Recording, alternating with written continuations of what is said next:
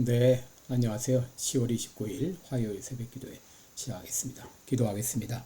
은혜로우신 우리 아버지, 오늘도 더 복된 생활을 허락해 주신 것을 감사합니다. 어제 밤에도 평안하게 자게 하시고 오늘 또 나에게 생명 주시고 또 건강 주셔서 하루 일과를 시작합니다.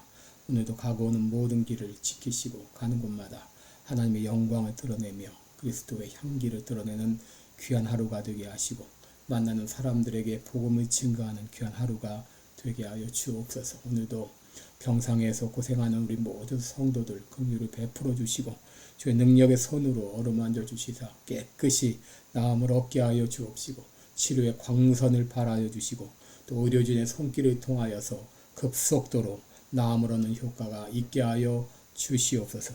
세계 만방에서 복음을 전하고 있는 우리 모든 선교사님들 한 분 한 분 주님의 은혜 가운데 붙들어 주시옵소서. 귀한 사역 잘 감당케 하시고 그들을 통하여 수많은 심령들이 주님 앞에 돌아오는 놀라운 역사들이 일어나게 하여 주옵소서. 또 11월 5일에 있을 선거에 함께 하시고 대통령 선거와 또 상하 의원 선거와 또 우리 주지사와 모든 선거 과정에 함께 하여 주시사 하나님의 진정 나라를 사랑하며 참으로 하나님을 두려워하는 사람들이 선출될 수 있도록 간섭하여 주시고 특별히 대통령 선거에 함께 해주셔서 하나님께서 기뻐하고 원하는 일꾼이 선출되며 모든 선거 과정에 일체 부정이 틈타지 않고 공명정대한 선거가 이루어지게 하여 주옵소서. 오늘 하루도 주님 앞에 의탁하며 예수님의 이름으로 기도드리옵나이다. 아멘. 네, 찬송가 365장입니다. 마음속에 근심 있는 사람 365장. 예전 찬송가는 484장입니다.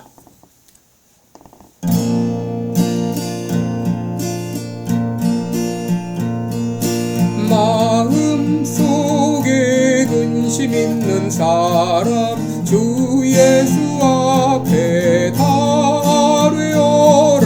슬픈 마음 있을 때에라도 주 예수께 아뢰라.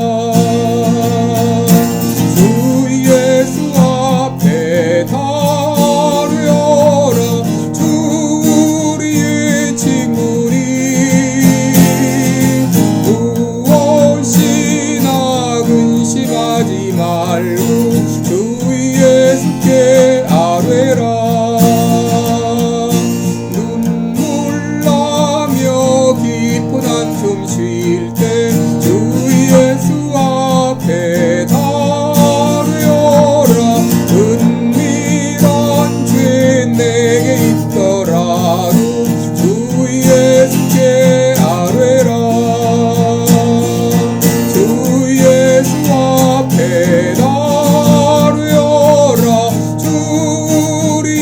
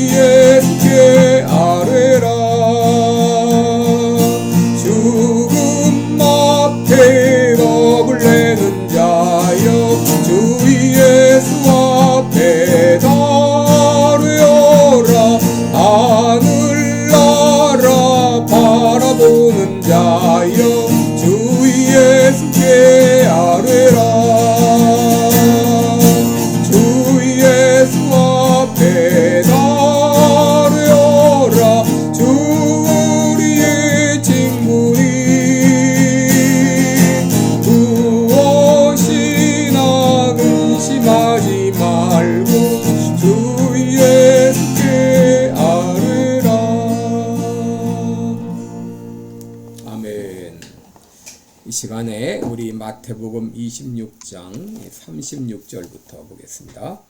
마태복음 26장 36절부터 46절까지 제가 봉독해 드립니다. 이에 예수께서 제자들과 함께 겟세마네라는 곳에 이르러 제자들에게 이르시되 내가 저기 가서 기도할 동안에 너희는 여기 앉아 있으라 하시고 베드로와 세베대 두 아들을 데리고 가실새 고민하고 슬퍼하사 이에 말씀하시되 내 마음이 심히 고민하여 죽게 되었으니 너희는 여기 머물러 나와 함께 깨어 있으라 하시고 조금 나아가사 얼굴을 땅에 대시고 엎드려 기도하여 가라사대 내 아버지여 만일 할만하시거든 이 잔을 내게서 지나가게 하옵소서. 그러나 나의 원대로 마옵시고 아버지의 원대로 하옵소서 하시고 제자들에게 오사 그 자는 것을 보시고 베드로에게 말씀하시되 너희가 나와 함께 한시 동안도 이렇게 깨어 있을 수 없더냐. 시험에 들지 않게 깨어 있어 기도하라. 마음에는 원이로되 육신이 약하도다 하시고 다시 두 번째 나아가 기도하여 가라사대 내 아버지여 만일 내가 마시지 않고는 이 잔이 내게서 지나갈 수 없거든 아버지의 원대로 되기를 원하나이다 하시고 다시 오사 보신즉 저희가 자니 이는 저희 눈이 피곤함이 일러라. 또 저희를 두시고 나아가 세 번째 동일한 말씀으로 기도하신 후 이에 제자들에게 오사 이르시되 이제는 자고 쉬라. 보라 때가 가까웠으니 인자가 주인의 손에 팔리 우느니라. 일어나라 함께 가자. 보라 나를 파는 자가 가까이 왔느니라. 아멘. 네, 우리 오늘은 예수님의 겟세마네 기도 이런 제목으로 함께 말씀을 나누겠습니다. 여러분 예수님의 생애는 한마디로 기도의 삶이었다 이렇게 말할 수 있습니다. 예수님은 40일을 금식하며 이제 공생애를 시작하셨고 공생애를 마감할 때는 겟세마네에 가서 이제 땀방울이 핏방울이 되도록 그렇게 간절히 기도하고 생애를 마감하셨습니다. 또 공생의 기간 동안도 내내 기도하셨죠. 새벽 미명에 기도하시고 또 밤을 지새며 기도하시고 또 중요한 일을 앞두고 또 기도하기도 하셨습니다.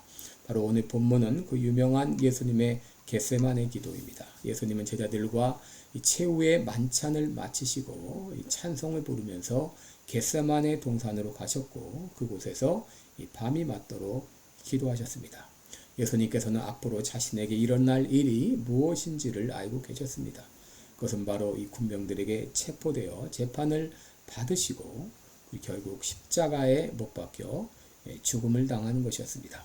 예수님은 이 중요한 일을 앞두고 겟세마네 동산에서 이 밤이 맞도록 기도하신 것입니다. 오늘 우리는 예수님의 이 기도를 통해서 기도란 무엇인가 하는 것을 배울 수 있는데요. 오늘 여러분에게 두 가지로 말씀드립니다. 첫째로 기도라고 하는 것은 내 무거운 짐을 하나님께 맡기는 것이다. 이렇게 말할 수 있습니다. 예수님이 겟세마네 동산에 기도하시면서 자신의 그 무거운 짐을 하나님께 의탁했습니다. 여러분 이 십자가를 진다고 하는 것은 인성을 가진 예수님으로서는 감당할 수 없는 이런 무거운 짐이었습니다. 예수님은 십자가의 고통이 얼마나 괴로운 것인가를 알고 계셨습니다. 이것은 단순히 육신적인 고통만이 아니라 인류의 모든 죄를 짊어지고 담당하는 정신적 고통이요. 또 하나님 아버지로부터 버림받는 영적 고통이었기 때문이죠.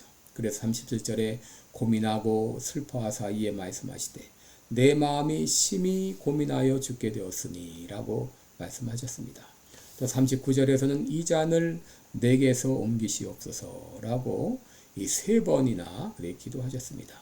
바로 여기서 이 잔이라고 하는 건 십자가를 지시는 것을 말하죠. 예수님은 십자가의 고난을 앞에 두고 그 마음이 짓눌리셨습니다. 그런데 예수님은 이 무거운 짐을 기도하면서 하나님께 의탁을 했죠. 만일 할만하시거든 이 잔을 내게서 지나가게 하옵소서 라고 기도하시면서 자기의 무거운 짐을 하나님께 의탁하셨습니다. 여러분 우리는 인생을 살면서 수많은 짐을 지고 살아갑니다. 경제적인 짐을 지고 또 가족의 짐을 지고 또 자녀의 짐, 질병의 짐, 직업의 짐, 또 이 장래 짐, 많은 이 짐을 안고 살아갑니다. 이 짐이 때로는 너무나 고통스러워서 괴로워서 무거워서 견딜 수 없을 때가 있습니다. 근데 여러분 기도라고 하는 건 내가 가지고 있는 이 무거운 짐을 하나님께 의탁하는 것입니다. 여러분, 지금부터 한 500여 년 전에 죄 문제로 고통하는 한 천주교 신부가 있었습니다. 그는 죄 문제 해결을 위해서 교황청에 지시하는 대로 수도원에 가서 수도를 하기로 했습니다. 열심히 선행을 하기도 했습니다. 심지어 로마에 있는 성당에 가서 성당의 그 계단을 무릎을 꿇고 올라가라, 또 그런 말을 듣고 그렇게 하기까지 했습니다. 그러나 마음에 있는 이 무거운 이 죄 문제는 해결되지 않았습니다. 그런데 시편 22편에 읽는 가운데 거기에 한 사람이 하나님께 버림받고 고통을 호소하고 있는 그 사람을 보게 되었습니다. 이 사람은 왜 이런 고통을 받는 것일까? 이 사람은 왜 하나님께 버림을 받고 또 사람들에게 조롱을 받는 것일까? 바로 그는 이 시편이 메시아에 대한 예언이라는 것을 깨닫게 되었습니다. 바로 예수님께서 내 스스로 해결할 수 없는 이 모든 이 죄의 짐, 인생의 짐을 담당해 주시기 위해서 십자가에 달려 죽으셨다고 하는 것을 깨닫게 되고, 거기서 참 평강을 누리고 죄사함의 은총을 경험하게 되었다고 하는 것이죠. 이사야 53장 5절에 그가 찔림은 우리의 허물이 남이요 그가 상함은 우리의 죄악의 남이라. 그가 징계를 받음으로 우리가 평안을 누리고 그가 채찍에 맞음으로 우리가 나음을 입었도다 라고 말했습니다. 시편 22편 24절에서는 하나님은 공고한 자의 공고를 멸시하거나 싫어하지 아니하시며 그 얼굴을 저에게 숨기지 아니하시고 부르짖을 때에 들으셨도다 라고 했습니다. 바로 이제 그 죄짐으로 고통당하고 괴로운 가운데 신음하던, 그러다가 이 죄용사함의 은혜를 체험한 신부가 바로 이제 종교개혁을 일으켰던 마틴 루터였죠. 여러분, 예수님은 우리 인생의 무거운 짐을 대신 져주시기 위해서 십자가에 달려 죽으셨습니다. 그 주님께서 우리에게 말씀하십니다. 수고하고 무거운 짐진 자들아 다 내게로 오라. 내가 너희를 편히 쉬게 하리라. 또 베드로전서 5장 7절에 너희 염려를 다 주께 맡겨버리라 라고 말씀하십니다. 시편 55편 22절에서는 내 짐을 여호와께 맡겨버리라. 너를 붙드시고 의인의 요동함을 영영이 허락지 아니하시리로다 라고 했습니다. 여러분, 어떤 괴로운 문제가 있습니까? 어떤 염려가 있습니까? 어떤 무거운 짐이 있습니까? 오늘 기도하면서 주님 앞에, 십자가 앞에 내려놓으시기 바랍니다. 주님께서는 나보다 내가 괴로워하는 문제가 뭔지를 더 잘 알고 계십니다. 내가 염려하는 그것을 나보다 더 잘 알고 계십니다. 이미 예수님은 나의 모든 죄와 무거운 짐을 십자가에서 담당해 주셨습니다. 그 주님께서 오늘 우리에게 말씀하십니다.